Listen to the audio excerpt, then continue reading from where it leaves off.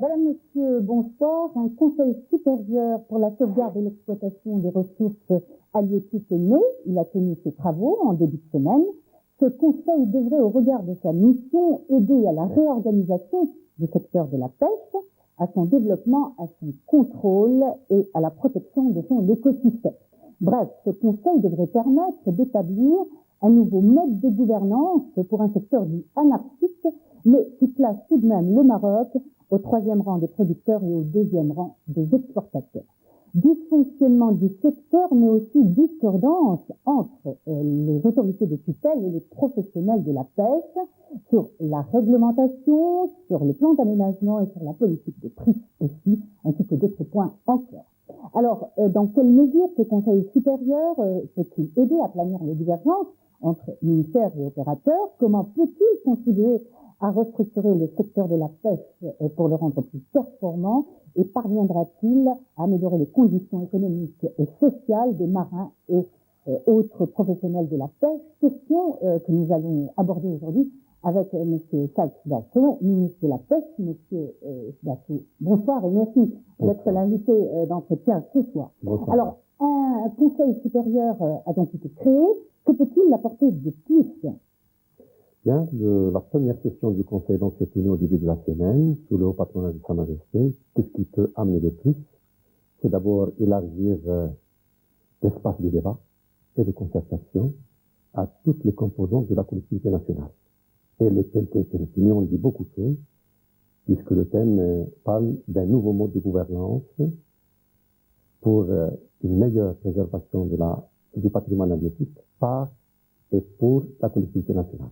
Alors pour certains, cet organisme est un organisme de plus, ne risque-t-il pas plutôt de retarder, voire même de paralyser des décisions? Parce que quand ça bloque quelque part, on crée des commissions, on crée un conseil. Non, il n'est pas de plus, Madame Touria, puisque de toute façon, ces constitutions sont différentes, sont plus larges, plus importantes, et donc il va permettre, au fait, à tous les intervenants dans la pêche, de faciliter l'exécution des décisions, puisqu'on va consacrer assez de temps de façon à mieux se concerter à l'élaboration de ces décisions et en matière d'orientation. Alors vous dites consacrer assez de temps, pourtant il y a urgence en la matière, puisque le secteur, on le sait, peut être très important pour l'économie du Maroc, et donc c'est des actions concrètes sur le terrain. Oui, bien sûr, de toute façon, on va essayer de travailler dès la semaine prochaine à travers le comité de suivi et les conseils régionaux, de façon à mettre en place un certain nombre d'actions à caractère urgent. Quelles sont les priorités? Les priorités d'abord, c'est essayer de mettre en place les plans d'aménagement. Ça veut dire préserver la ressource, la valoriser et essayer de promouvoir socialement tout le personnel qui travaille dans la mer. Et puis aussi essayer de penser à la valorisation de ce projet à travers les unités de transformation. Et ça, je pense que le ministère a déjà un certain nombre de programmes. Les professionnels savent de quoi il s'agit. Je pense qu'il suffit de mettre ensemble ces professionnels, l'administration, avec tous les représentants au sein de ce conseil pour que les choses avancent. Monsieur le ministre, selon votre département, donc le ministère de la Pêche, la production a augmenté de 20% par rapport à 2000, par rapport à 2001. On aurait atteint donc 1 million de tonnes, une première. Comment ces résultats peuvent-ils être fournis alors que l'on connaît un petit peu le flou qui caractérise le secteur, notamment à cause des circuits informels ou encore des prises non déclarées? On parle d'une augmentation de 20%, ça veut dire 1 120 000 tonnes par rapport, c'est 2001 par rapport à l'année 2000, mais ça on ne parle que de ce qui passe par des circuits officiels. On ne parle pas de l'informel. Si on intègre l'informel, la quantité serait beaucoup plus importante. Donc on reconnaît aujourd'hui qu'il y a un circuit informel et qui serait de l'ordre de 60%. C'est énorme. Non, je pense pas. De toute façon, ça va être... L'informel est beaucoup plus important au niveau des ports où les halles sont encore gérées par l'ODEP, c'est-à-dire qu'il y a en quelque sorte un bicéphalisme en matière de gestion. Mais c'est ce qu'on essaie maintenant de régler en essayant d'accélérer le transfert de ces halles de l'ODEP à l'ONU. L'octroi des licences, monsieur le ministre, est aujourd'hui donc soumis à des conditions, à appel d'offres, cahier des charges. Y a-t-il un quota d'attribution? Et quelles sont les conditions? Non, mais non, ce qu'on a dit, ce qu'on dira encore dans le cadre de ce conseil qui va se pencher sur des plans d'aménagement, les octrois de licences, les quantités à pêcher, les conditions de pêche, le temps de pêche seront définis en fonction des résultats des différents plans d'aménagement. Nous avons mis en place le plan d'aménagement du Poulpe. On pense mettre en place, bien sûr, les autres plans d'aménagement, à commencer d'abord par le plan d'aménagement de la ressource pélagique. Alors, monsieur le ministre, on continue à délivrer des licences, alors que certains secteurs sont des secteurs fermés, bouclés, notamment pour la pêche en haute mer. Écoutez, madame, fermé, je ne fais pas partie. Mais ce qu'on essaie de faire, et c'est le plus important, c'est de jouer sur moins de quantité et plus de valeur. Et je peux vous dire qu'au prix qu'il y avait en 2000, novembre 2000, on pouvait produire le double de ce qu'on produit actuellement et on n'aurait pas la même valeur que ce qu'on obtient actuellement en produisant peut-être 20% de moins. C'est-à-dire qu'on peut continuer aujourd'hui à délivrer des licences, je même vous pour dis des secteurs. qu'on peut, mais en fonction, bien sûr, du plan d'aménagement, des résultats des plans d'aménagement, qu'on discute et qu'on analyse avec les différentes parties qui sont concernées par ces plans d'aménagement. Les licences ne sont plus aujourd'hui l'apanage d'une certaine élite, comme on l'a toujours dit. Non. Pour nous maintenant, et ça tout le monde le sait, les licences seront en quelque sorte un instrument de valorisation de ces produits et de promotion sociale et bien sûr de maximisation des effets au profit toujours de la collectivité nationale. On fait des rapports tendus entre le ministère et les professionnels de la pêche sur divers points, entre autres sur la réglementation des prix et sur le contrôle des prix. N'ont-ils pas été associés à tout ce programme pour la réorganisation du secteur?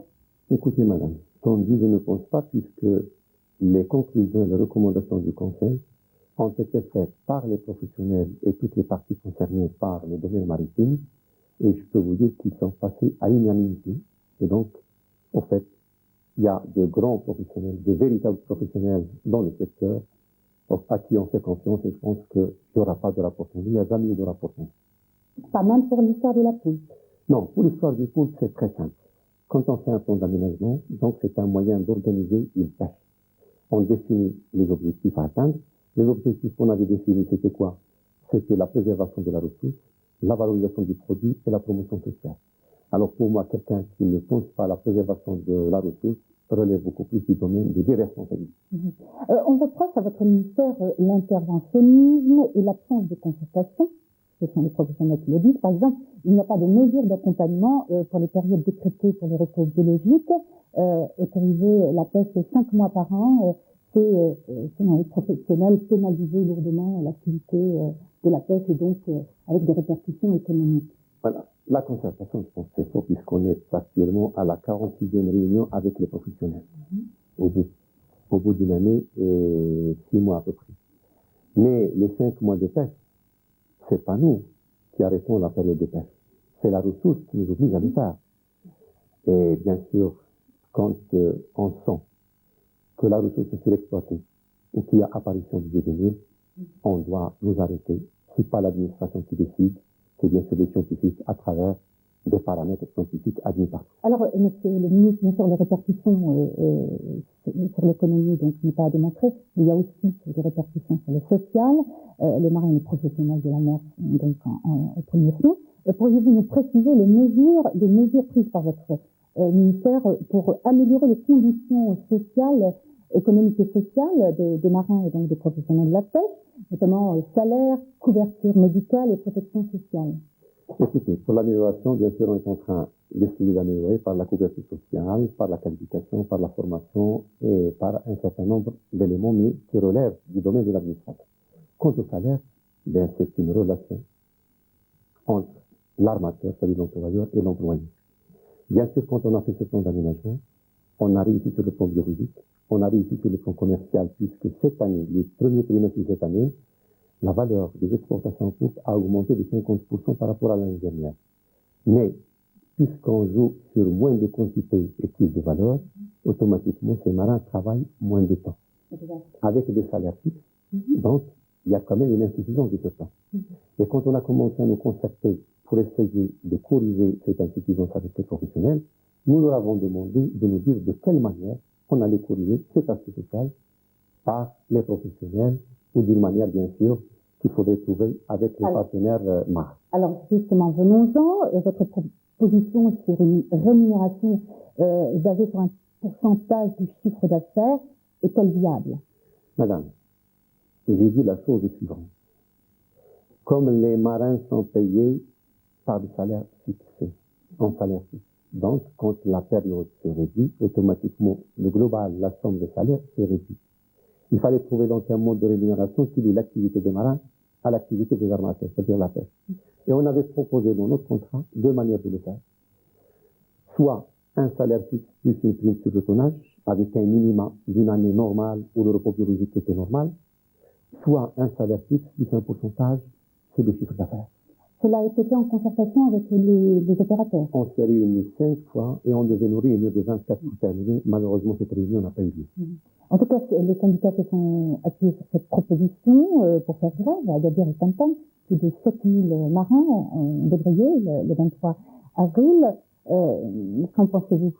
Non, écoutez, au départ, quand on avait commencé, je crois que c'était la fin mars, j'avais demandé, bien sûr, à ces armateurs, c'est-à-dire aux armateurs, d'essayer de répondre à ces marins en essayant de proposer quelque chose qui corrige, comme je l'ai dit, cette insuffisance.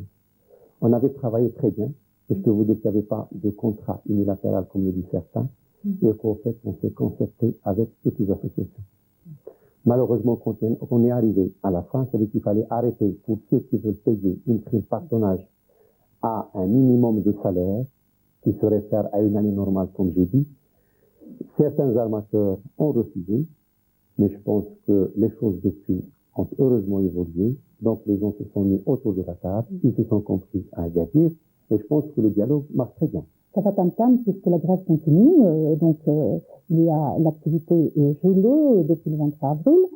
Cette région représente à elle seule 20% du secteur d'activité. Quelle solution pour mettre fin à ce mouvement de grève? Voilà. La réunion qui a eu lieu avec les professionnels et les marins à Agadir, en présence de M. Louadi Agadir, avait arrêté un certain nombre de préalables pour entamer les dialogues. La PAFAM, donc, qui était la seule association présente, avait pris en charge de respecter ce qui avait été arrêté et donc convenu avec les marins. Il y avait d'autres groupes qui n'étaient pas présents. Alors, ils ont été contactés par les gens de la PAFAM de façon à leur demander s'ils allaient s'aligner sur ce qui était retenu ou pas. Malheureusement, ça n'a pas été fait à temps. Ça a duré. Ça a été fait maintenant. Mais les gens du syndicat disent qu'au fait, Tam-Tam, c'est un cas particulier dans lequel il y a des choses qui relèvent des dispositions légales qu'il faudrait régler. Mais sinon, nous avons dit en tant que ministère que ce syndicat devrait normalement traiter les gens sur le même pied d'égalité et que tous les gens qui s'alignent sur ce qu'avait arrêté sa femme devaient normalement connaître la reprise du travail. Alors maintenant, vous me parlez de la solution. Je peux vous dire que le groupe... Permettez-moi de vous dire, on est quand même à l'écoute donc des concernés, c'est-à-dire des professionnels de la pêche et des opérateurs. Donc, les opérateurs de Tam-Tam se sont engagés à respecter les mesures qui ont été prises lors de ces réunions et les décisions aussi. Oui, madame. Écoutez, je peux vous dire que le groupe de Tam-Tam, c'est d'abord un groupe qui a réalisé un montant très important d'investissement, qui a marocanisé avant que la loi n'oblige ces armateurs à le faire. Donc, ils sont vraiment des gens qui sont dotés d'un civisme et d'un nationalisme très très important. D'où la nécessité d'un compromis. C'est vrai qu'ils sont alignés sur la PAFAM. Mais une semaine après, et quand ils sont alignés, moi-même, j'ai demandé au syndicat de régler le problème avec Tam-Tam. Ils sont allés voir le gouverneur de Tam-Tam. Mais ils ont dit, nous avons des cas presque qui relèvent du cas administratif, c'est-à-dire un certain nombre de dispositions à régler. Et maintenant, je fais appel au même civisme, au même nationalisme, de façon à commencer d'abord par une réunion de cadre de ce groupe avec le gouverneur syndicat pour régler un certain nombre de problèmes, je ne sais pas si l'on existe ou pas, qui relèvent en quelque sorte de l'application des dispositions légales. Et puis pour la négociation, soit les gens de Tam-Tam ont déjà dit qu'ils s'alignent sur ce qui a été fait avec la PAFAM. Et dans ce cas-là, tout ce qui relève des revendications générales au niveau du secteur serait discuté dans cette commission qui est maintenant ainsi au niveau d'Agadir. Malheureusement, les personnes concernées ne sont pas présentes, mais le message est bien passé. Alors, monsieur le ministre, on parle de hausse de production, cependant les consommateurs marocains n'en profitent pas, puisque le poisson reste toujours aussi cher et aussi rare sur les étals. Comment expliquer cela? Et brièvement, s'il vous plaît, M. le ministre. Mais c'est vrai, il y a deux choses. C'est-à-dire, il y a d'abord des problèmes internes à la commercialisation et à la distribution qui sont liés d'abord, à l'insuffisance en matière d'infrastructure, de marché, et puis aussi à la multitude d'intermédiaires. Des raisons externes, et bien c'est très simple. C'est une différence entre les pouvoirs d'achat, sinon ça veut dire l'Europe et l'Asie, et les pouvoirs d'achat marocains. Bien. Donc on préfère plus exporter plutôt que vendre sur le C'est marché. logique, entre le commerce et libre, c'est ce qu'on fait. Mais maintenant, écoute, s'il vous plaît. On est en train de mettre en place une politique de commercialisation nouvelle qui consiste à donner des licences à travers des appels d'offres à des gens qui accepteraient des clauses de ces appels d'offres et de ces contrats. Ça veut dire commercialiser tous leurs produits à l'intérieur. Et pour ce faire, on a introduit une clause qui définit normalement l'octroi d'une caution ou le dépôt d'une caution de façon à s'assurer que la production va être commercialisée. Une caution qui est de 200 millions de centimes, ça veut dire 2 millions de dirhams. C'est pour lever un peu la confusion qui est faite, enfin, que les gens font faire à certains journaux, qu'en fait, le ministère ne demande pas ce sécure pour avoir des licences. C'est une caution que les opérateurs doivent déposer de façon à garantir la distribution du poisson à l'intérieur du Maroc. Alors pour conclure, Monsieur le ministre, on sait que l'Union européenne a pris des mesures drastiques pour réduire l'activité de pêche afin de sauvegarder ses ressources halieutiques. Quel bénéfice peut tirer le Maroc de cette décision? Bon, le Maroc, en fait, c'est une politique interne à l'Union européenne, donc le Maroc ne s'ingère pas dans la politique interne. Pour la commercialisation, j'entends. Bien, maintenant pour la commercialisation, c'est vrai qu'une réduction de l'offre du produit européen sur le marché européen va augmenter la demande pour le marché à l'exportation du Maroc et donc, par conséquent, réduire l'offre sur le marché intérieur. Et c'est pour ça donc qu'il faudrait voir avec les professionnels un type, comme j'ai dit, d'opérateurs qui vont accepter de distribuer le poisson à l'intérieur, à qui il faudrait remettre, bien sûr, des licences par appel d'offres, mais avec des clauses bien précises. D'où l'urgence de réorganiser, ou plutôt organiser ce secteur. Monsieur le ministre, merci. Merci beaucoup d'avoir répondu à notre invitation. Bonsoir. Merci à vous de nous avoir suivis. Merci de votre fidélité. Excellente soirée sur BZM. À dimanche prochain pour un autre entretien. Bonsoir.